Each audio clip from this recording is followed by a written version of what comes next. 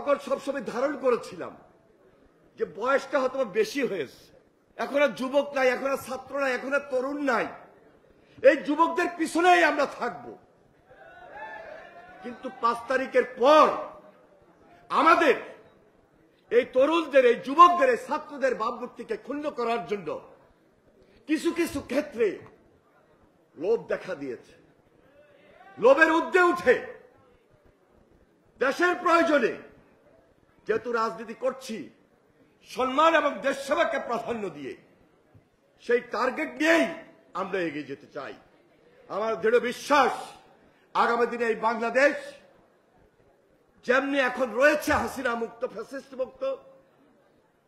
যেমনি ওই পার্শ্ববর্তী দেশ, ওই ভারত আজকে যে ষড়যন্ত্রে লিপ্ত, আজকে যারা হাজার হাজার লক্ষ লক্ষ কোটি কোটি টাকা পাচার করে এখনো দেশে এবং দেশের বাইরে বসে